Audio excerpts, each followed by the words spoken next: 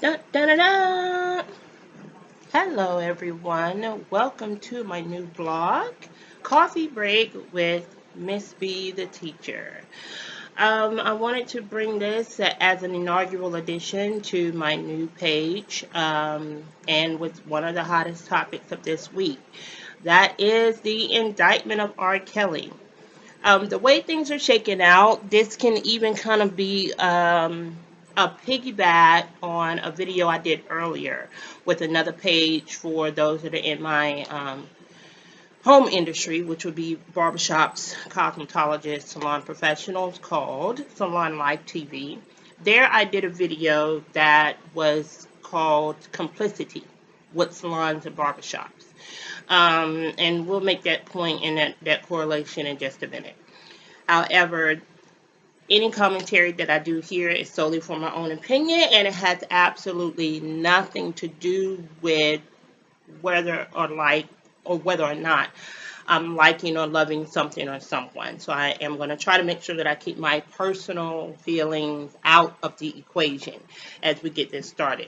But a few things that are popping up are definitely now coming to light with some things that my would have been lawyers' investigative brain when you're piecing together a lot of dots, because there are a lot of moving parts with what R. Kelly is allegedly involved in and what he has been allegedly involved in over this many documented years and now decades.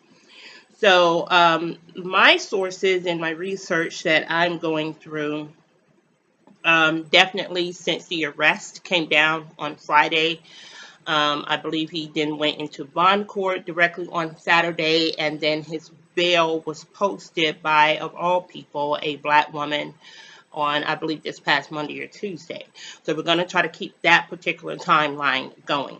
So for those of you who are new to this video, the indictment and the allegations against pop R&B soul singer Robert Kelly, better known as R. Kelly, stems from decades-old allegations of him having inappropriate sexual relationships with underage women. Fast forwarding to at least the past year to 2 years of documents of women that were involved in an alleged sex cult, some against their will. With this being said, all of this was culminated in a recent Lifetime documentary called Surviving R. Kelly. A lot of the survivors told their stories, including R. Kelly's own ex-wife, Andrea Kelly. She herself, with her own tales of physical abuse, sexual abuse, and now financial abuse, being that he is in upwards of $150,000 plus in back child support to her and her 3 children. All right, so that's kind of the rundown. So let's kind of get into some of the things of where we are right now. So one source that I did research says that R. Kelly, and they did a really good job of outlining everything, which is what I'm just going to kind of reverberate their own commentary versus having to go and look at every specific incident myself. But I will tell you that Tarana Burke, who is the founder of the Me Too movement, and was a pivotal part of the Surviving R. Kelly documentary. The producers of that, I'll have her name in a minute, I'll have to Google it, in and of herself is also a black woman. So, but unfortunately, we know how powerful media is. And the stories of these women are not new. You have one of the survivors on the documentary who actually came out over 10 years ago and told her story. And we can only ascertain that because the worldview of when they see the black skin, first of all, and then it's a black woman, you're kind of a double indemnity. You are doubly disrespected. You are doubly not heard. You are not just being a double minority. You are double everything that comes along with being invisible in the United States, in this society. I'm not going to speak on any other country because this is my own home country, and I do know the perils of what I've gone through in my years of surviving as a black woman in this society. And you are disrespected and disregarded even today in 19. So these women's stories are really nothing new. A lot of these women, which is what one of the prosecutors, I'm sorry, the lawyers that are representing the women even had to say, that a lot of these women come from not the best backgrounds. And one of those backgrounds, according to society's views, is that they were black women. So you were just swept under the rug, tucked back into the closet, not seen and not heard, and therefore your stories have become invalidated. So a lot of the allegations and the investigations that started with R. Kelly were sparked because of that documentary, and rightfully so. I had my initial reactions after viewing it that this was simply not just for TV ratings. These women have dug up, and the producers have dug up um, family members of R. Kelly who were not afraid to speak on camera, um, documenting old hangouts, going back to his original allegations with the marriage with Aaliyah when she was only 15 and he was 22 or 23 at the time. So that was the first indication of underage sex with women. Um, Going back to his original sex tape case, child pornography case in 2018, where the young girl's family evidently really just dismissed all of the allegations by getting on stand and saying that it was not the underage young lady and she was not 14 and it was not her, despite other family members, police officers, school teachers, the young lady's school friends, all identifying her as the woman in the video.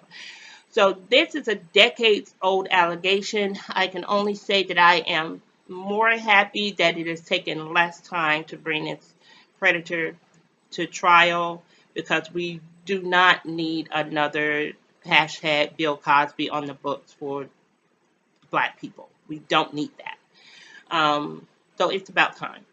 So let's get to some of the timelines of what's going on with R. Kelly here, and this is a great article. I'm going to try to make sure that I put all of my sources in the description box. This is an article that's out actually by USA Today, so kudos to you guys and the homework that you've done. Let's start with 1994. Oh, and really quickly, disclaimer, forget any little buzzing or noise that you hear in the background. It's laundry day. I am trying to multitask. This is a real life video. I am a commentator and started my foray out in the world of amateur blogging. So work with me and forgive me, but you can never say that a sister ain't trying to be clean and stay clean. Here we go. 1994, R. Kelly marries 15-year-old Aaliyah. Kelly then 27, I said 22, so 27. Aaliyah was 15, married the R&B singer on August 31st, 1994 in Rosemont, Illinois.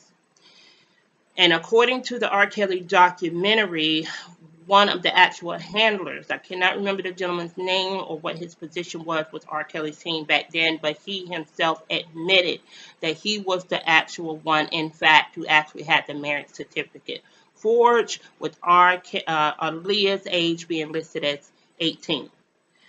Kelly obtained a falsified Cook County marriage certificate that listed her age as 18.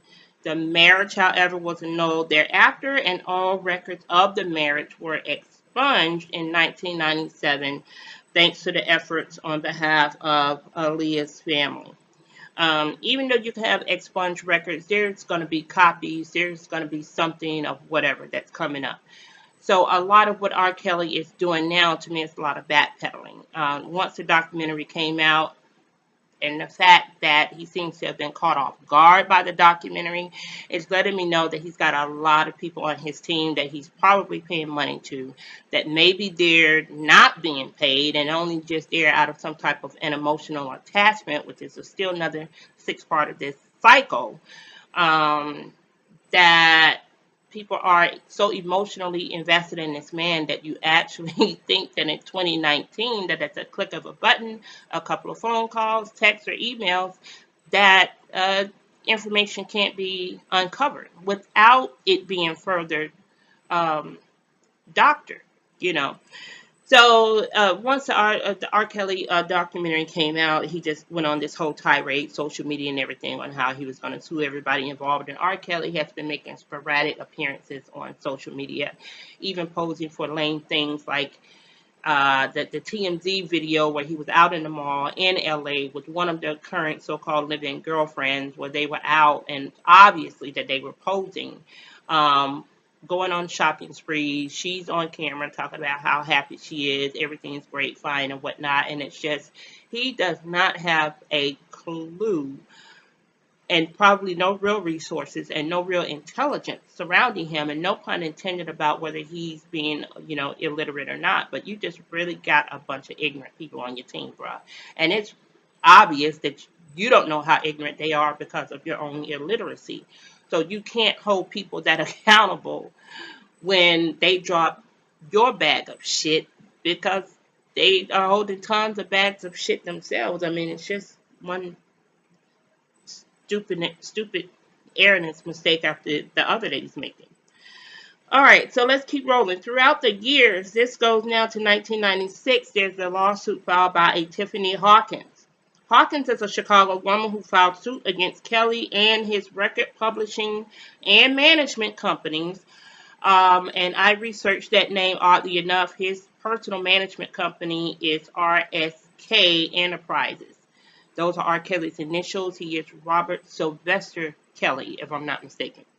Against his management companies, claiming that she suffered physical and emotional harm from Kelly forcing her to have sex with him when she was only 15 and participate in group sex with him and other underage girls. According to the lawsuit, Hawkins began having sex with Kelly in 1991, and their relationship ended in 1994 when she turned 18. She originally filed suit against Kelly seeking $10 million in damages, but eventually settled the suit out of court for an undisclosed amount in 1998. So according to a lot of other sources, and again, the research and the investigation that was done and documented in Surviving R. Kelly, a lot of the women there were able to uncover several suits against R. Kelly by several different women over 7 years, where he settled out of court for some of the same similar allegations. So a lot of this information being public knowledge is going to be used now, I can ascertain, in the new criminal allegations that he's facing, up to 10 felonies for sexual exploitation, um, sexual predation, I believe is there. It's a lot of other sexual assault worded type of offenses that he's actually facing without it actually being physical rape. Um, those charges are going to just fall down according to the letter of the law and how it's worded there in Illinois. Okay, fast forward. We're talking about August 2001. Tracy Sampson files a lawsuit, as she was a former Epic Records intern who filed a civil suit against R. Kelly, claiming he induced her into an indecent sexual relationship when she was 17. Again, the way the law is worded, I'm reading through a lot of the investigations, and I'm not seeing the word rape at all. For the most part, rape is forcible, taking, forcible physical harm against the person for a physical act. So a lot of things are worded as far as sexual coercion, sexual exploitation. This one is indecency in a sexual relationship. So there are a lot of ways that you can get a person targeted for sexual assault and sex crimes without it necessarily being blunt rape, and only a very unsophisticated mind will think that that's the only way that you can take advantage of someone in a sexual means, is through forcible rape. Alrighty, let's keep this thing going. So I hope you guys have got something to nibble on with your lunch break, because this one is going to be one for the rafters, okay? Got my coffee cup going here. Go Hawks. And just a little water bottle here just to kind of keep my throat parched. At any rate, work with me. All right, Sampson's lawyer, Susan Logans, who also represented Hawkins in her suit, the previous young lady that I mentioned, alleged that Tracy Sampson was involved with R. Kelly between 2000 and 2001. The suit was later settled for an undisclosed sum out of court. His MO, if you're innocent of these allegations, why the hell do you keep writing checks to people for shit you say you didn't do? Okay. The suit would later settle for an undisclosed sum out of court, and while a confidentiality agreement prevented Sampson or Logan from speaking about the case at the time, Ms. Sampson went public in January of 2019 about the details of the case, telling Dateline that she settled the case for $250,000 and felt coerced into a sexual relationship with R. Kelly. Quote unquote, per Miss Sampson. I was in love with him. I just didn't know what to do, Sampson said. I didn't know if this was normal. I didn't know if this was how adults acted. I just didn't know. So again, R. Kelly's MO seems to be with the young women, finding young women that are broken in spirit, probably broken in their minds, previously broken in their hearts. One of the victims on the R. Kelly documentary said that she had actually come from previous sexual violence herself. And so moving into the situation with this man, it was just familiar violence at this point. So I do believe that's his MO with some of the younger women, is to find women and parents who are not fortifying your children. You are not having these talks honestly and healthy with your children about what sexual intimacy, relationships, emotional intimacy should be. I often say that parents, by the time your kids get to be 13 or 14, you are fatigued, and rightfully so. But you need to make sure that you got a team or village around you to help you raise these kids. And we got to get away from this bullshit about I don't want to talk to them about sex. That's going to entice them to want to have sex. No, you need to give your kids the best tools possible. Because in my generation, if I knew that young girls were out running away and we were having older boyfriends and we were 15 and 16-year-old kids in high school, and you had a boyfriend that had graduated, he's in the military, he's in the army, he's 18 or 19, and the fact that he could just roll up to the school in maybe a car to pick you up from school was our claim to fame back then in our immature heads. And a lot of it, yes, you got really good at lying to your parents and hiding shit from your parents. But parents, you got to be a parent first. So this bullshit about not knowing how your kids are moving out here, what you're really doing is showing the world that you ain't giving a fuck about how your kids are moving out here. Because you got some women that were noted by name their own parents in the Surviving R. Kelly video without blaming anyone. Basically saying that you allowed your underage daughter to go and to be in the care of this man solely because he was R. Kelly. You thought the hope and dream and wish of your daughter being in the care of this man, regardless of decades that were very public at this point, that you're going to let a 17, 16, 17-year-old young lady be alone with him in his care. We'll get to that later because one of the parents actually had signed literally a paper document with her own signature on it, giving her daughter permission to be in the care of one of R. Kelly's so-called assistants or team members. And that's going to go later in what we're going to talk about, something with sex trafficking. So with that being said, parents, be parents first, because this world ain't safe and ain't never been safe. And you got to realize now how fucking real it is out here for black women. We are the most discarded, disrespected species on earth. Do your job and be a parent first. Worry about your kid liking you or loving you later. Okay? February 2002, Chicago police investigate R. Kelly over the first alleged child pornography videotape. That videotape, as we know now, it ended up into the hands of a Chicago reporter for the Chicago Tribune back then, I believe, and he had several reports and articles that he was writing on pending allegations. So an actual VHS videotape ended up being mailed in to this man to his office, and he viewed it and then subsequently turned it over to authorities. We know now that one of the women that was R. Kelly's alleged girlfriends back then, again, underage girlfriends, admitted to watching the video early, participating in a sex act, or either she was actually involved in passing with what she recognized the face of the young lady that was on the videotape later, and understanding at that point that that young lady was only 14 or 15 years of age. And I do believe it was the one that admitted she had actually participated in a three-way or some other type of group sex activity with R. Kelly and the young woman, and then later was able to put two and two together when she saw the video of the same young, or the allegations as it came out in court of the same young woman being underage, which R. Kelly, again, coercing everyone around him and being the master manipulator and lying that the young woman was age 16.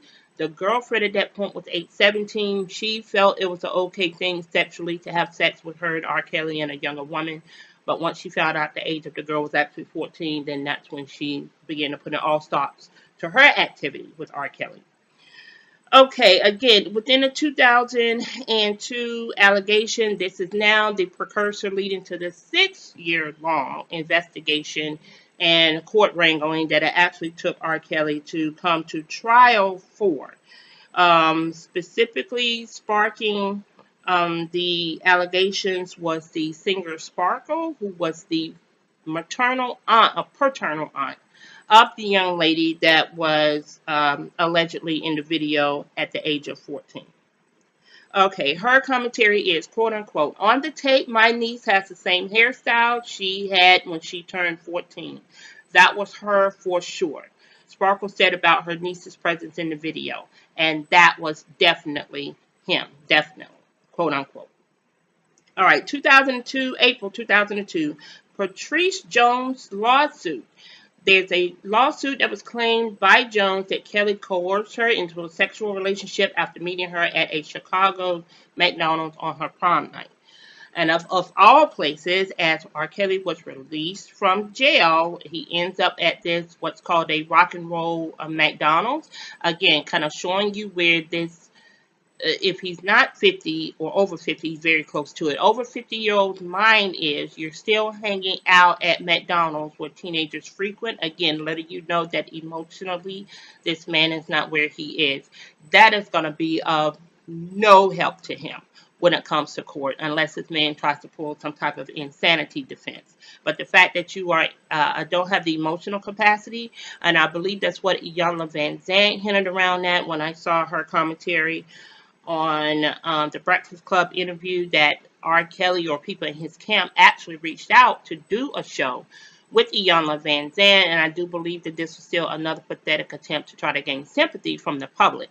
And she basically said her interview process is very extensive, and realizing that R. Kelly did not have the emotional capacity, even the wherewithal to really stand up and articulate what it is he actually wanted or needed her help for. So she decided to not, and I'm pretty sure along with several other people in her camp, decided that they needed to be hands off in that situation, and thankfully she did.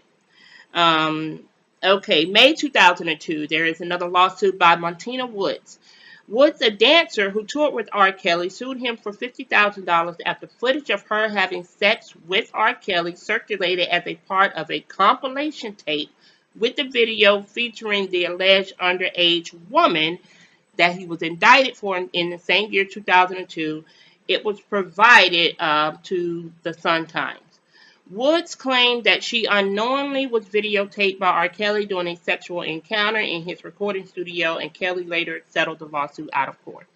So along with the sexual coercion that seems to be his MO, R. Kelly is also further assaulting the women by videotaping them without their consent. And now that these videos were, even back then, making the rounds on different porn sites, showing up in porn stores, now you're talking about revenge porn laws that are a real big thing out in California, and I have no doubt that they're going to make their way to the state of Illinois. All right, June 2002. Kelly pleads not guilty to child pornography, okay? And this is the main lawsuit that started with the 14-year-old young lady and actually drug on for 6 years until 2008. So we're going to go ahead and kind of speed past that. And here says that Kelly pled not guilty on all counts and would not see trial for another 6 years. All right, 2005. R. Kelly's ex-wife, Andrea Kelly, files for an order of protection.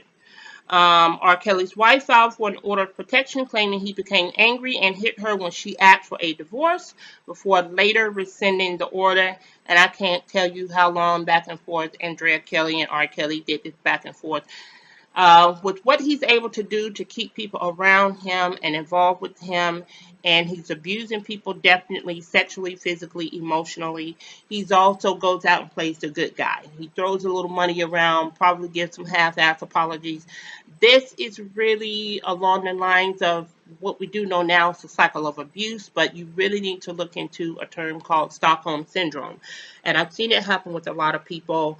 Myself, growing up in a family of physical violence, being a child victim of sexual molestation myself, when it's become familiar and you are removed from other healthier environments, this becomes your new norm. Not making it right, and we're definitely not normalizing it for the predators. But the emotional heavy lifting that people need to be able to do, again, this is fortifying people, having the conversations, beginning the dialogue, which is what I hope this video does, to let people know that this has got to be as much of a dialogue as what your favorite football team is out there doing. This has got to be as much of a dialogue as what your favorite NBA player is doing. This has got to be as much of a dialogue as what the president is doing and of the United States. This has got to be as much of a dialogue as keying about what the hell is going on with whatever housewives of whatever hip hop love show that you want to watch. We've got to start digging into these real social issues, emotional issues, and how we as human beings are failing one another by just not opening our mouths and talking. Silence is the best weapon these predators will ever have, you guys. So we can't continue to allow them to diminish us, devalue us, demean us, because at some point you yourself as a victim may unwittingly become an enabler just because you didn't speak up. And so hopefully, if nothing else, we're going to find out what all of these lessons are as we continue to move through life. Again, I just don't want to see what's happening to these women to become another Bill Cosby situation. And Bill is in his 80s, and it's documented that this man has probably, the earliest allegations go back to 30 years, and that's what women just voicing their opinion from 30 years ago. That would put Bill Cosby in his 50s, but for him to even be as confident and cocky as he was to continue decades like this with women, this was just a norm for someone like Bill Cosby. So now you're talking another 20 years prior to that he's had this known behavior, and it just did not make, media. So we don't need to have anything else like this to happen to black women, black girls in general. This is remove the fear, remove the stigma, remove all the bullshit of what you think speaking on sex and rape and this. We can't continue to feed people these fantasies about sex and love and all this kind of shit, because that's why these women have ended up in the situations that they were, because you did not know what the boogeyman looked like, because he didn't come out with a pair of fangs and scary and blood dripping and running everywhere. He came to you in the form of somebody presenting himself to be sweet and nice and kind, and then the lure of this superstar status bullshit is what's happening. So with that being said, we can't afford to not have a conversation. Support immediately. Important security message. With our young women. Your computer has been locked out. So you got to be able to do what you need to do when it comes to fortifying yourself, fortifying your children, fortifying your women and men, and letting people know signs of what to look out for. All right, 2008. Now we're fast forwarding to the actual trial where Kelly is facing charges and ultimately was found not guilty on child pornography charges. After 6 years of delays, Kelly's trial began in May 2008 and lasted a little over a month before the jury cleared him of all charges. Through his spokesperson, R. Kelly thanked his fans who stuck by him and supported him with such love, and most of all, he wants to thank God for giving him the strength to get through this. And I believe it was one of R. Kelly's brothers on the Surviving R. Kelly documentary that basically said he tried to have a conversation with Robert soon after the trial, was even though he was the same brother that they tried to use as a scapegoat to say that it was the brother that was in the video and not R. Kelly. And I get it, but he did take the stand and deny that it was him.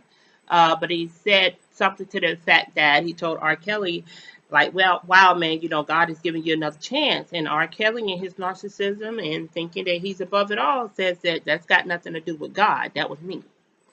So, since it is you, now we're going to talk about you getting ready to get bit in the ass again. Okay? 2019. When this shit hits the fan, and I don't believe this is going to be anything like a 6-year wait for a trial. I believe these people are going to want to hit the button on this thing and get the ground running because his team, again, just has no resource. At this point, they're probably just placating R. Kelly and getting their checks and getting their bag until they know the shit is going to hit the fan, that they inevitably cannot win, and off down the line he'll go. All right, in 2010, there was a Geronda Pace lawsuit, and this woman was one of the women that was in the Surviving R. Kelly documentary. Pace said that she was 15 when she attended R. Kelly's 2008 trial and met him outside the courthouse, and there's several little clips of video in the R. Kelly documentary where this young woman is outside with signs and showing her support and things of that nature. He, for some reason, in his predatory way, was able to make contact with this woman, remembered who she was, and she herself gets pulled into the fold. Speaking to BuzzFeed News in 2017, Ms. Pace said that she had began a sexual relationship with Kelly in 2009 when she was only 16 years old, and that Kelly, who was aware of her age, instructed her to tell anyone who asked that she was 19 and to act like she was 25. That's quote unquote to 2017, and that's a very similar quote that she did make in the Surviving R. Kelly documentary. Pace later said that she ended her relationship with Kelly in 2010 after he caught her texting a friend. She claims, I was slapped and I was choked and I was spit on by R. Kelly. Geronda Pace's family, sued R. Kelly in 2010, claiming years of improper conduct with which Kelly settled out of court. Again, in addition to an interview with Dateline in January 2019, Ms. Pace said that she had DNA evidence linking Kelly to his sexual abuse of her, and that Kelly effectively imprisoned her in his residences and forced her to write incriminating letters that could later be used against her. She said, I had wrote these letters saying I stole $250,000 worth of jewelry from him, even though it wasn't real. I was scared. After 6 months of isolation with Kelly, Geronda Pace was able to escape the house for 15 minutes and contact her mother with details of her treatment, she said, prompting the family to file suit against R. Kelly. So not only are we talking about sexual allegations, if these women are being held against their will, you're possibly talking about allegations of kidnapping and, unlawful detainment, several other things. And this particular criminal activity that he's been charged with now is just jumping off in Chicago. Mind you, he's also had a residence in Atlanta where several other women on the documentary said that they encountered him and were in these homes against their will for undue and undisclosed amounts of days or weeks on end. So Georgia hasn't even gotten their hands on him, but I have no doubt that it's coming. All right, in July 2017, there are new reports emerging of R. Kelly's alleged sex cult. In 2018, February, R. Kelly was evicted from 2 Georgia area homes. Kelly was evicted from 2 Atlanta homes for not paying rent per court documents obtained by the Associated Press and the Atlanta Journal-Constitution. According to the filings with Fulton County Magistrate, Kelly owed more than $31,000 in past due payments to a property management company for which he paid $3,000 a month and $11,542 a month, respectively, for 2 homes. In 2018, also, the hashtag Mute R Kelly takes hold. In a major step for the public campaigns to advocate for R. Kelly's alleged victims, the Women of Color Coalition of the Time's Up campaign announced support for the existing Mute R. Kelly social media campaign, calling on RCA Records, Ticketmaster, and other major music corporations to hashtag Mute R. Kelly. This particular movement is the precursor to the Surviving R. Kelly documentary, because in the documentary there are several clips in the video that do show that the women were showing up outside of RCA headquarters, several ticket vendors, things of that nature, alleged concert venues, to mute R. Kelly, bringing awareness to who and what this alleged predator was and who he is and how he's effectively out here moving. The R. Kelly campaign was started in 2017 by Oren Nike Odole and Kenyette Barnes and gained an important ally in the Time's Up movement. The organization devoted to helping women in the aftermath of sexual abuse that was formed in the wake of the Hollywood's Me Too movement scandals, the founder of Me Too, Tarana Burke. Okay, in May of 2018, there's a lawsuit by Faith Rogers. Rogers filed a criminal complaint with the Dallas Police Department claiming that R. Kelly mentally, sexually, and verbally abused her over the course of their year-long relationship when she was 19, and that he willfully, deliberately, and maliciously gave her herpes. Well, I vaguely do remember something about that scandal coming out. It could have been in and around the times that it was out with like another big R&B artist that was alleged to have had herpes. So a lot of people were sweeping some of these allegations under the rug because they felt that some of the victims were only coming out and going after these predators for money.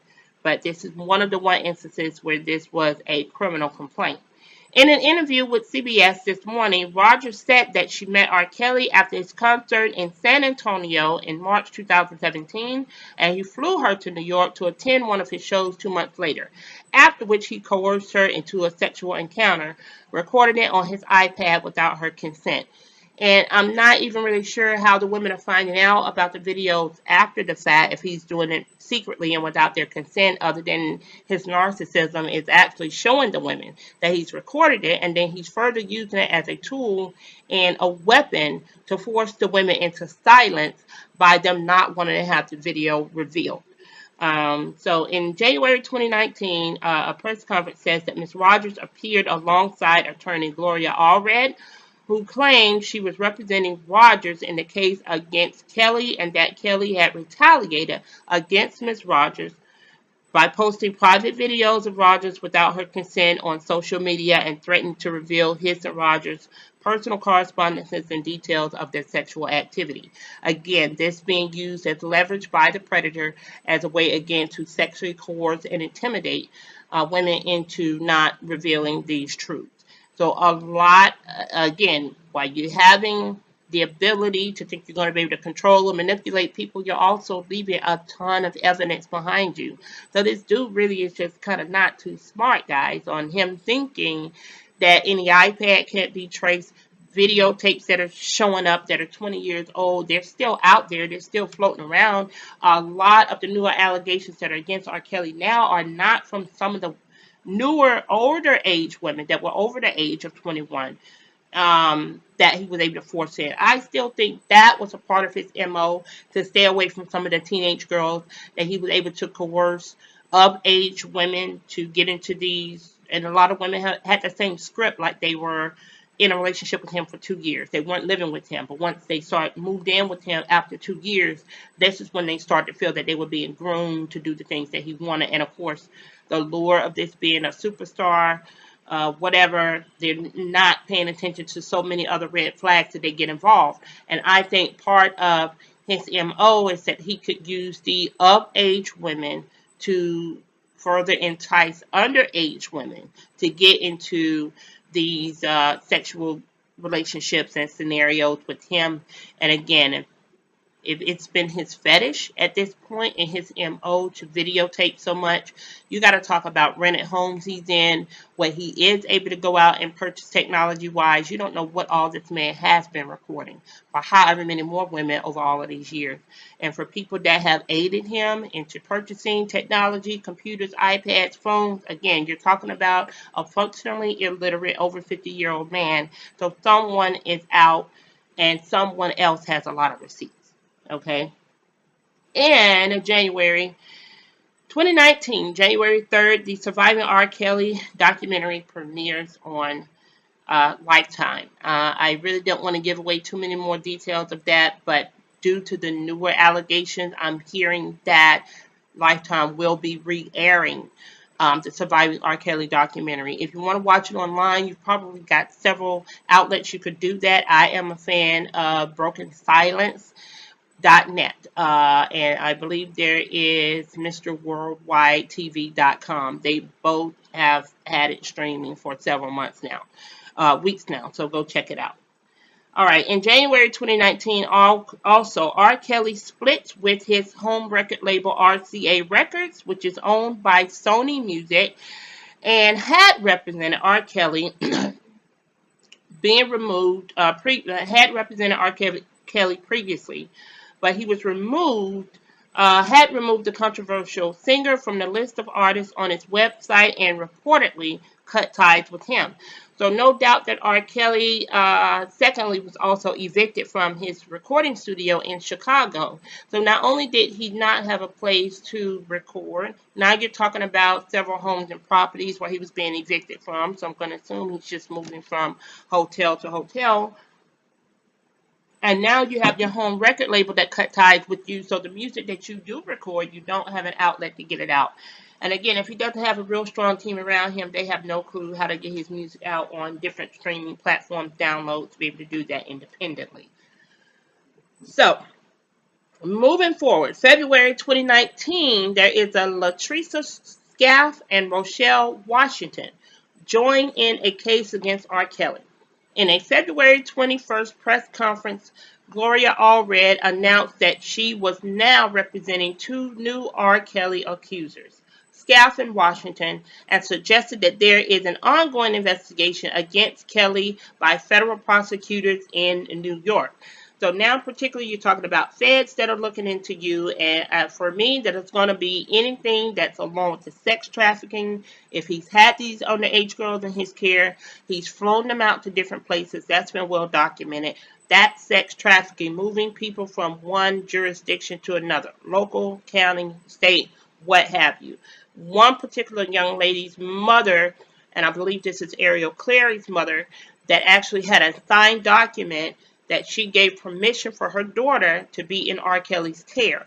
The document was signed something like in December, but the mother herself corroborated that the daughter had actually been in R. Kelly's care as early as summer of that same year, due to the fact that the daughter actually was in R. Kelly's care before her high school graduation, and the daughter was able to complete whatever she needed to complete and came back to Florida, where they're from, to complete her high school commencement duties, and then went back into the care of R. Kelly, and then the young lady didn't turn 18 until sometime later. So the note was dated long after the girl had actually been in R. Kelly's care, to the point that there's information that there was a flight, I believe, that the young lady participated in, was in the care of whoever this handler or music team member. And I believe there was a flight from Florida to California where the young lady was documented to only be 17. All right, Gloria Allred said that Scaff, now 40, and Washington, 39, who live in Maryland, were to meet with federal prosecutors in New York to provide them with information relative to their ongoing investigation of R. Kelly. February 22nd, 2019, Kelly is arrested, charged with sexual aggravated criminal abuse. And again, the letter of the law reads differently, state to state, jurisdiction to jurisdiction. And so I'm not seeing the word rape to come out. Not that the women were not forcibly into something with some of their sex acts, but now you have to detail each individual act. Sexual assault, sexual coercion, sexual intimidation, and Now, aggravated criminal sexual abuse. Okay, Kelly turned himself in to Chicago Police Precinct on February 22nd after being charged with 10 counts of sexual criminal abuse, which can range in 7 to 10 years per offense, if I'm not mistaken. They were seeking a no bail warrant. However, I believe it was the following day, February 23rd, that he did appear in bond court, and his bond was set at $1 million. Kelly spent the weekend in jail and posted the required 10%, which is $100,000 bail, on Monday, appearing in court later that day to plead not guilty on all accounts. That brings us to the most recent highlights of this really interesting story. Kelly's attorney, on several YouTube segments that I've watched, has said that his finances are in shambles and they were hoping for the best when it comes to the bail, that it wouldn't be too high, that we can scrape the money together, we can do what we needed to do. With that being said, you've got an attorney out here now basically pleading a case that because he couldn't record, he couldn't tour, he's been evicted, he's got back child support, back rent, with the case that the studio was housing authority, or it was building inspectors, something of that effect, that were going in to realize that he had converted the studio into a living residence. I've seen photos to where it was a bed, it was a shower, it was a working kitchen. It was several things that he had, however many years ago, converted part of the studio into a living residence. They didn't deny it. So at the point that he was barred from entering the studio between, I think, maybe 8 at night to 7 or something the next morning, which is typically when he would show up, they would basically barring him from the premises, that it was not a sleeping quarters or a sleeping residence, even though he tried to ascertain that those are the best peak working hours for him, which people are not going to further enable him or engage in that. So he was basically barred from the studio, and he was owing to the tune of a couple $1,000s per day that he did not remove the new construction that he had done to the building and the property without the proper permits. So he's owing Cook County money for that reason. You've got back rent that you owe on homes in Atlanta. You know, you can't tour, ticket sales are plummeting, none of your music is streaming worth a crap. People are removing you from all of their playlists, from morning shows, afternoon shows, so forth and so on. Ironically, you have someone who shows up to post $1 million for you, which is going to be 10% of that, which is 100,000. Whether or not it was in cash, credit, I'm not sure, whatever. Ironically, the person to post the bail was a black woman, and social media has lit her ass up. So with that being said, this goes into finding out who this person was. So most everything that you do nowadays is going to be at the click of a button when it comes to something legal, and if it is public information, it'll be out there. The woman who bailed R. Kelly out of jail gets backlash. The woman was tied to being a business owner in and around the Chicago area, being tied into a daycare and a restaurant. The woman's name has been revealed to be Valencia Love. There was a daycare that I think people were trying to get her tied into, but I think she was only listed as a secretary at that daycare.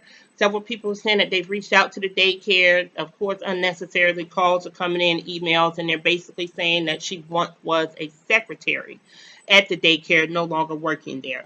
However, legal documents do show that Valencia Love owns a restaurant in the Chicago area called Love on the Blue, located just outside of Chicago. And ever since it was revealed she posted the bill for the singer, her establishment has been getting ripped and torn to shreds by social media and reviews.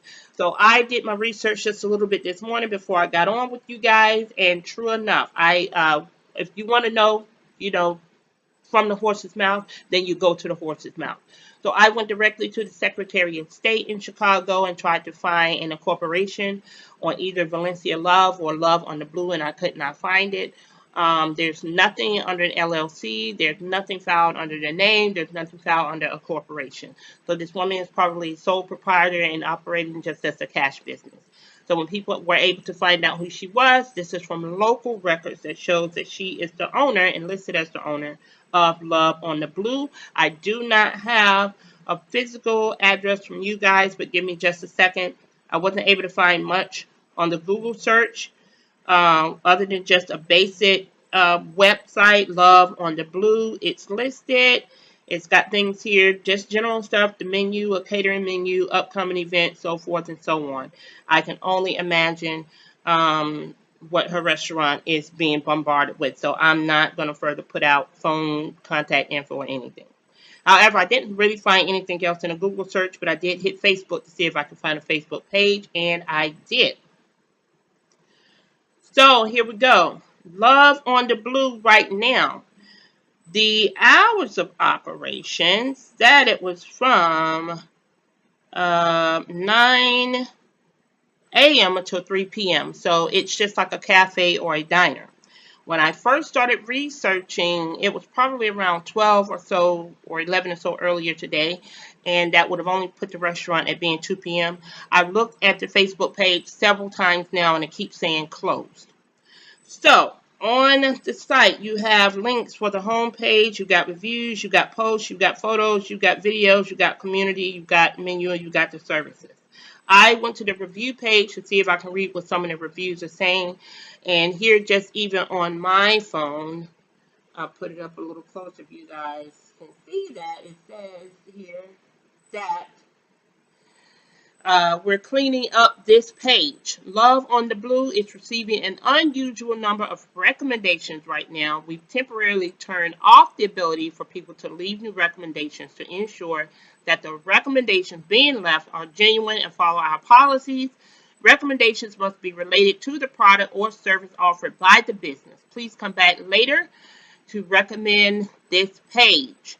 And just the reviews that are here are as much as a week ago and a month ago, so not necessarily a day or two ago after the woman was revealed to be the one to have posted on.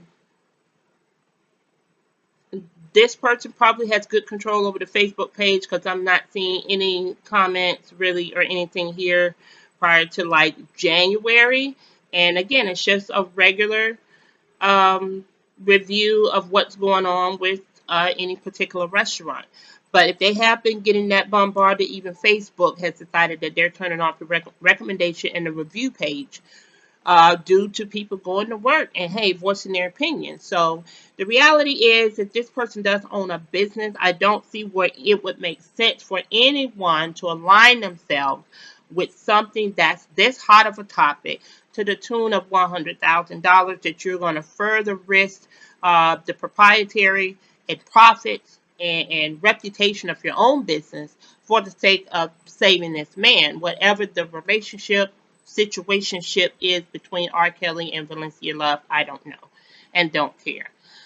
With that being said, if R. Kelly's finances are in this much of shambles, and we know that he's had a reputation of paying people off, settling lawsuits, sweeping stuff under the rug, I can only ascertain that this, in fact, probably is his own money. So, to the tune of now you're talking about federal indictments, people are going to be looking into your finances. How can you afford this, that, and the third if you're claiming that you're so broke? This is the way drug dealers have moved for a lot of years. Your Al Capones of the world and all of that. You know, they went out and they bought businesses and they used those same businesses to funnel and filter money and their profits from ill-gotten gains. So R. Kelly, probably at least, and people around him has had enough sense to take a little cash, stash it here, stash it there. When they need it, they can go pull the cash out of that bag when they needed it. And this is probably, allegedly, something that this woman has been able to do for him. Other than that, I don't see why you would risk the livelihood of your own business and your own reputation for something that's this deep and that's this dirty. So it makes no sense to me. So R. Kelly has been either giving people money over years. I've heard that one of the allegations against his older sister, who should have been allegedly was the one that molested him and his other brothers when they were younger, that he's bought this woman homes and cars over however many years, and this woman has never publicly come out and confirmed or denied that she was responsible for molesting R. Kelly as a child, which hence, without treatment, without healing, hurt people, and rape people, and R. Kelly as a was sexually preyed upon as a child is just redoing what he knows. He's preying upon other people, and this is his normal. Not that it is normal, but it is his normal. So if he's been able to pay people off for how many years, and the almighty dollar is a powerful intoxicant for a lot of people, I probably think that this lady showed up with this money. I don't see you going to a bank very early on Monday and just taking $100,000 out of your own money without people asking questions. And then you're showing up at a bail bondsman of all places with the money. Let me clear that up. I did think the attorney said that the bail bondsman type scenario does not exist in the state of Illinois. So you have to pay cash or you have to take out a loan. Let me clear that up. And that was verbatim what was said by his own lawyer. So someone had to show up with cash or write the check, or you would have got a loan from the bank. Either way, it's $100,000 free money floating around out here that R. Kelly knew he had access to, and someone on his team was able to place a call to this woman to show up with the bag, and out he walked straight into a McDonald's of all places. Again, you're trying to get publicity. You're going to a place where other kids and children that hang out. You're 50 something years old. Like, dude, why the fuck would you show up there of all places? So it's just really and truly people around him just advising this man, and he's moving in very stupid ways, as far as I'm concerned. Now, going back to what I said earlier about another blog that I did on Salon Live TV on YouTube, my video there, Complicity with Salons and Spas, I did make mention of and other videos that are on there as well, but sex trafficking and human trafficking is an entirely like big monster now that's really kind of come out of the shadows, because salons and spas and barbershops are primarily still cash-based businesses. So a lot of people, human trafficking, sex trafficking, along with drug trafficking, of course, people are being forced into a lot of laboring type positions, and sexual prostitution and illicit sexual activity goes right along with that, that a lot of people are being forced into human trafficking. Human trafficking is something that now is under the purview of the FBI and Homeland Security. So with that being said, again, these women that I've seen on these videos, I ain't seeing none of these women. Jocelyn Savage, there was another one of the young ladies, that's Azriel Clary, the one young lady that was Dominique something, I can't remember her last name, that was actually rescued from the hotel in the Surviving R. Kelly video. These women's hair done, their nails are done, makeup is done when they are showing up in front of cameras, if it's staged or not, giving interviews. So these girls have been out somewhere, getting some hair paid for, makeup paid for, nails paid for. So when I wanted to include salons and barbershops into that conversation, it was for that purpose there, to raise awareness. Some states that are actually responsible for the licensing of salons and spas, barbershops, cosmetologists, personal and establishment licenses now require you to take human trafficking and sex trafficking courses as a part of your CE units just to retain professional licensing. Because it used to be where we would have organizations like women's groups, that taught you, that would come in and do classes in salons years ago, and these were nonprofit organizations, to teach you of how to be aware, how to look for signs and symptoms of women that were victims of abuse, not just sexual abuse. But if women were coming in to still maintain a sense of normalcy, it was not uncommon for an abuser to still send their wife, girlfriend, whoever, out to get their hair and their nails done. That was just a part of the cycle of abuse. They were being abused, but we're going to do something nice like get your hair and get your nails done. So they were teaching us how to look for certain mannerisms in women, how they spoke, what they didn't spoke, if they made eye contact, had their head down, things of that nature. And then, of course, the physical signs of abuse, black eyes, bloody noses, just anything that was out of the norm and unusual. So sex trafficking now is a hot topic, because businesses that are largely cash businesses can still do a lot of hiding in plain sight when it comes to documentation, and people don't keep the best records when it comes to cash-based businesses. So we do know that human beings are now one of the hottest commodities that are out there. You know, it's just not about the biggest diamonds or having the biggest music industry or selling the biggest drugs.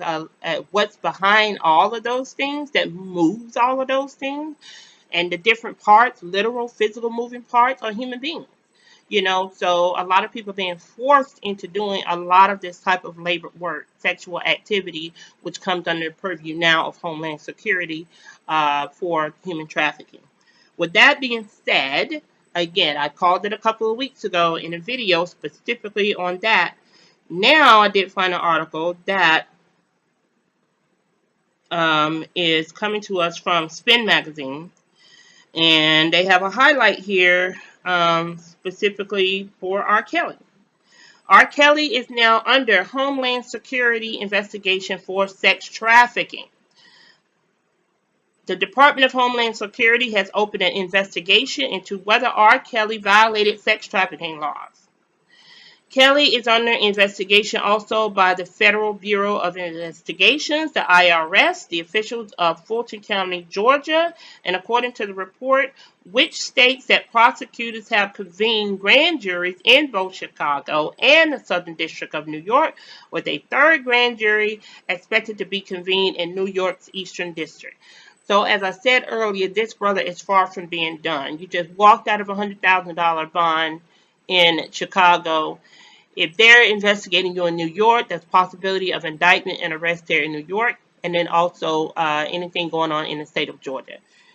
Last week, the reporter, DeRogatis, reported that prosecutors in Illinois were preparing to indict Kelly after obtaining a newly discovered videotape that shows the singer engaged in intercourse with an underage girl. A CNN report early that I just got through commentating on subsequently reported that it has watched what is implied to be the same videotape, which shows a man who appears to be Kelly having sex with and urinating on a girl, and describes her own body as being 14 years old, and again that was said up to 6 times in video footage.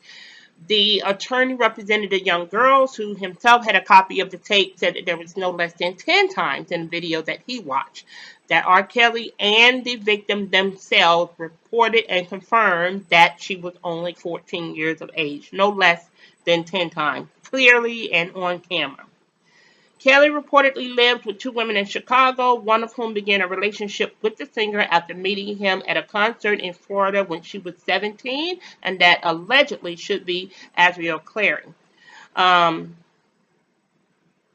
Below, however, Florida at 17 is the age of consent. But if this woman was flown out through different states, the states of sexual consent in different states range and they vary. So it could be 16 in some state, 15 in some other state, even though he grabbed her up in Florida at the age of 17.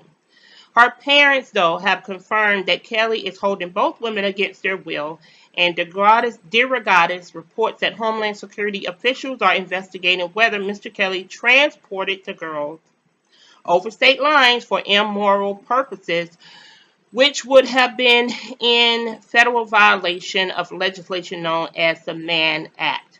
For those of you all who are not familiar with the Mann Act goes back and is dated back at least 40 or 50 years. This was the act that the singer Jerry Lee Lewis was indicted on when he himself was 18 or 19.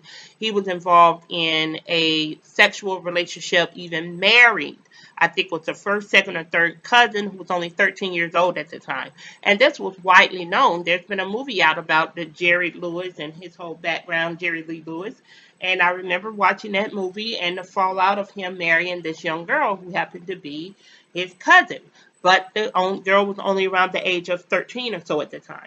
With that being said, guys, the Mann Act has been around for a while, and it was an act that primarily the history of it is a little muddy, but most people were saying that it was used as another one of those forms of white supremacy and oppression when you begin to see the commingling of misogyny, which was a huge thing back then, which was the fear, of course, of black men marrying white women. So now when people were able to get out, they're moving, they're going to different states where it's legal for them to be married in relationships with black and white people. The Mann Act was created to strike fear again into the hearts and minds of our very own U.S. citizens who put these legislatures in office who make these laws to continue to keep us oppressed. And the Mann Act, by and large, is what most Homeland Security investigations for human trafficking are prosecuted on. So it could be legal in one state to be 17, but to be able to cross it to another state where the age of consent is different, maybe even looking back then at the R. Kelly and Aaliyah situation, where people knew that this girl was out and married to this man and on tour with her, and she was under the age of 18. Her parents, though, have confirmed that she never went on tour, never traveled without them. Other people say that that's not true. She was in R. Kelly's presence alone, and in one instance, people were saying that they were on a tour bus traveling, I don't know where, but the door to the back bedroom where R. Kelly and Aaliyah were alone, that one of the young ladies, I believe she was a backup singer or dancer for him back in the day, she said that she physically saw R. Kelly and Aaliyah having sex. And this was before the fallout of the situation with the marriage and the whole 9 yards. With that being said, this article says that earlier today, the two women held a press conference to share a new account of sexual abuse by Kelly that allegedly occurred after a Baltimore concert in 1996. The women, who were then 15 and 16 at the time, respectively, claimed that Kelly exposed himself to them in a hotel room, then had sex with one of them while the other one hid in the bathroom, and she was refusing to participate in the threesome. So, if people are saying that some of the new victims are 39 and 40 years old and over, how can some of the allegations come to pass? So, from what I've read, the age of statute of limitation is still in effect if the allegations that were made happened and were documented within 3 years of the women turning the age of 21, I believe.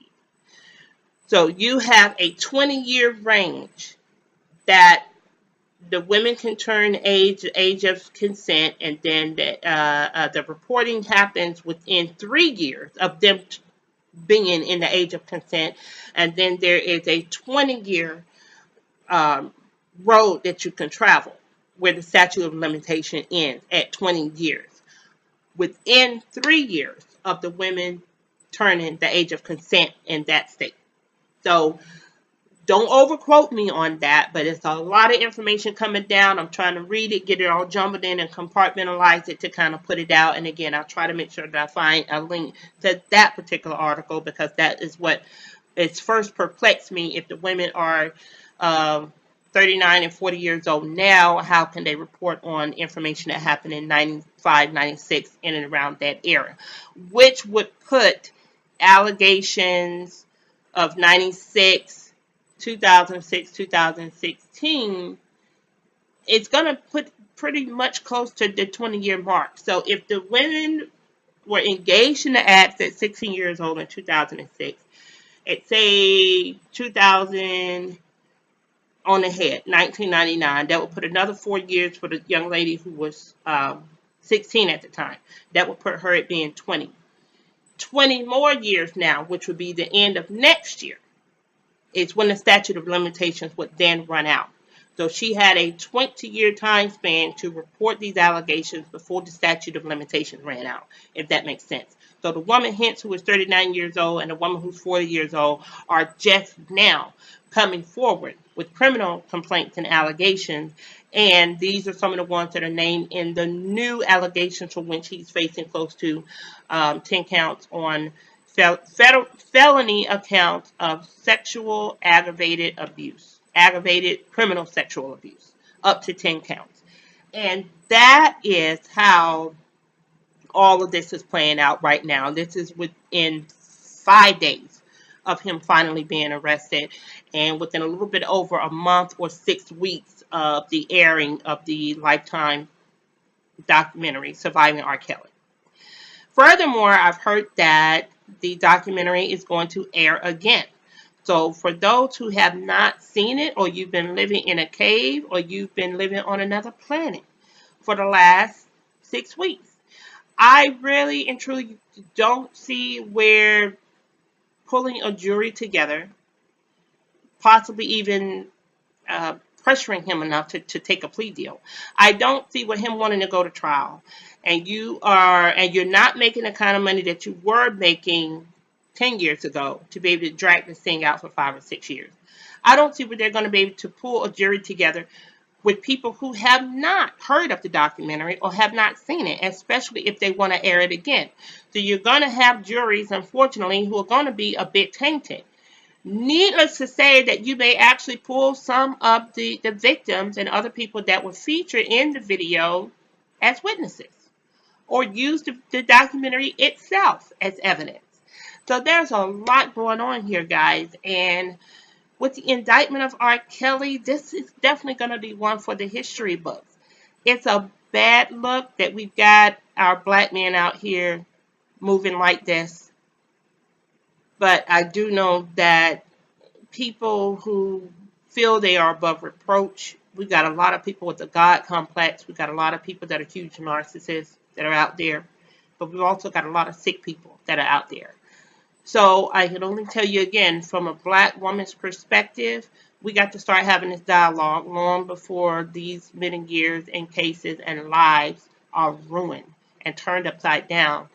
And it ain't enough to just sweep it off under the rug because somebody paid you off $250,000, because that $250K ain't going to save your soul. It's not going to fix that brokenness. You're going to find yourself however many years later, unfortunately, not being able to function and deal with life. People turn to addiction, they turn to alcohol, they turn to other things to cope. And in someone like R. Kelly's situation, he became the predator. He became the very monster that destroyed his childhood. And that was probably the only tool that he had then to beat the monster. You become a monster. And again, I don't want to put too much of an emotional spin on this, but we've got to make it make sense, and make it make sense by all means. Regardless of how ignorant this man is, social low intelligence, emotional low intelligence. I mean, he's probably really moving out there allegedly as a psychopath by now. So psychologically, the low intelligence is there. Ignorantia de juris non excusant. That is a basic statement which all laws are written under, and all laws here that we know of come down from the Greek masters of our time. That means ignorance of the law is no excuse for violation of the law, and it sure as hell is not a defense in the law. If you claim ignorance and did not know that what you did was against the law, anybody can say that shit, and we would have to let over 2 million people that are currently incarcerated in jail and prisons right now out and let them go home if that can be their only defense, which is not. So the man definitely needs help. He's going to go down, unfortunately, in time as one of the biggest predators, sexual predators of all time. And you're going to be up there.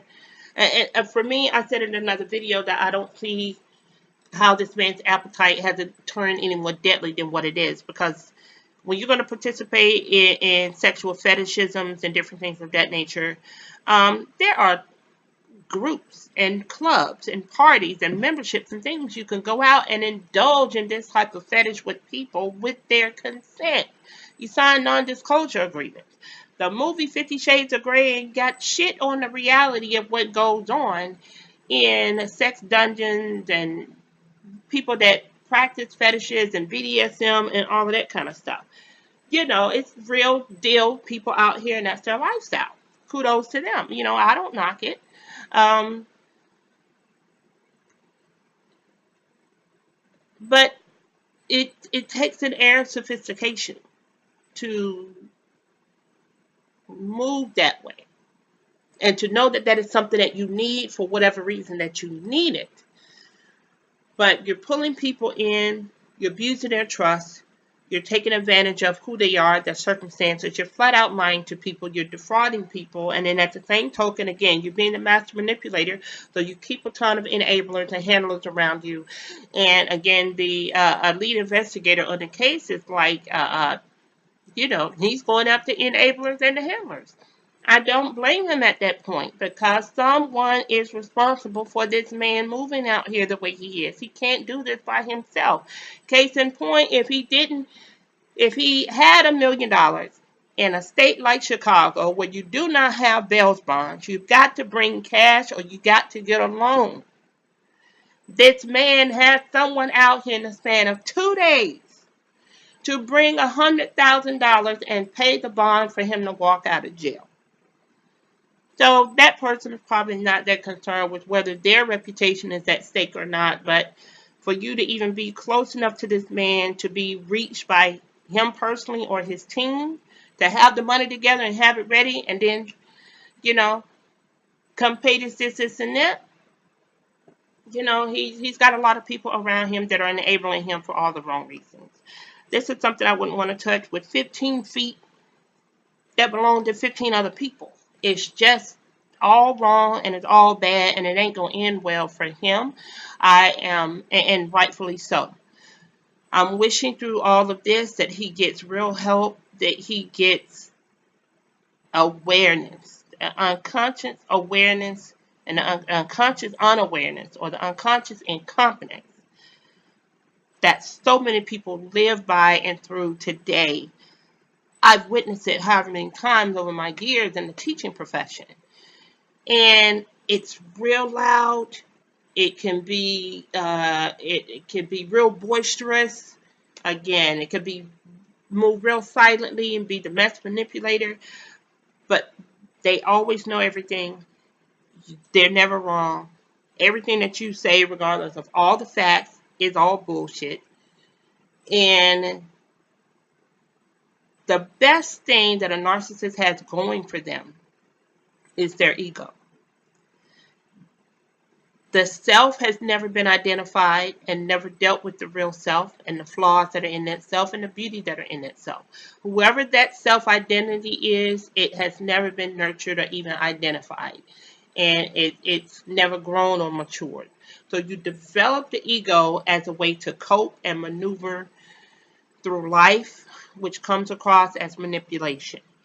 And this is going to be one of the biggest social experiences I know of my generation, and we're going to be talking about this for years to come. But we need to be talking about it in the most healthy, factual way possible. Remove the emotion from the equation. Stop with the finger pointing. Stop with the allegations. Stop joking about it. Stop throwing him under the bus, calling him names, pieces of shit. He ain't this, he ain't that. This is what it is. We are all flawed human beings. None of us are perfect. Some of us are hurting far deeper than others. Some of us self-inflict and we do self-harm. That harm is so great within us, we have to inflict the abuse and the pain on other people when it's the only thing that we've learned. But I do know that it's not the only thing you can learn. You can choose to do things with your life differently if you choose. So for that saying that's out there that, what is it? A leopard doesn't change its spots and a zebra can't change its stripes. I get that. But that's the one great thing about being a human being. I'm not a zebra and you're not a leopard. You're not an animal. You're not a beast. You're a human being. And if you want to be more cognizant as a human being, that takes deep thinking, critical thinking. You've got to pray for sometimes these tools that you just don't have. And to become more aware of who you are, how you are, what you're doing, and to show some type of empathy for your fellow man. All of these things Robert Kelly doesn't have. And so can we separate the bad behavior from being a bad person? I can. So his bad behavior is what's on trial right now. Unfortunately, that bad behavior has got to take you and your badass body right along with it. Ain't no way of going inside your brain and taking the behavior out and leaving the person here in a vegetative state. That's not going to happen. I do hope that the man gets the help that he needs, and I hope that the women are getting the help that they need, regardless of what checks have been written, how many shows they want to get on, how many blogs they want to do. If these women are not getting professional help, now you got another issue to talk about that these women are refusing psychiatric help. And it's not that you're blaming the victim, it's not your fault, but you need some real healing. You need to go out and deal with how many years that some of these women have held their truth in. And you don't know what damage has been done to their spirit or their psyche at that point. But it's just a full cycle of abuse, and the only way to dismantle this shit is to dismantle the shit. The only way to unpack the bag is to unpack the bag. And by sparking the dialogue, other bloggers that are putting their faces out there, giving their commentary. For me, I wanted to do this from the perspective of a black woman, and to let people know that there's help out there. But we got to stop. This ain't a joke. These are people live. For every single person that don't get it, you were born and you came out of the womb of a black woman. So you don't get how hard it is for these black women to have been through this type of abuse, cycles of abuse, years of abuse, and then try to convince other people, prosecutors and legal organizations, federal, state, local as well, that you as a black woman have been victimized. That really is the uphill battle that most of these women are dealing with. Not that they haven't been telling their truth about the situation with R. Kelly. It's getting the other powers that be to believe what's coming out of the mouths of these black women. And again, kudos to the producers of the Surviving R. Kelly documentary, Tarana Burke, the founder of Me Too movement. Without y'all's work and y'all tireless effort to bring this to light, mute R. Kelly, hashtag mute R. Kelly, this probably never would have seen the light of day. So for those of you who are finger pointing, who are victim blaming, stop. Please stop. It could have been you. It could have been a mother back during that time. It currently can be a daughter. Human trafficking, sex trafficking is real. However, for those of us who just want to throw stones, make sure you're not standing in a glass house when you do it. And with that being said, I'll have more reporting coming up later on, and more fuel to the fire. Who knows what else the fallout is going to be on Indicting R. Kelly. And thanks for joining me. Miss B, the teacher, here on the couch. Thank you guys for joining me on my lunch break. Hopefully it was yours as well. Thank you guys for tuning in. Check out the YouTube channel, Lunch Break with Miss B, the teacher. We're going to keep this thing moving. Please like, please subscribe, hit the notification bell, and just let me know what you think. All positive comments, please. I'll probably be putting up an Instagram page and on Twitter or Facebook, some other social media. So I'll have another way to kind of keep in contact with you guys.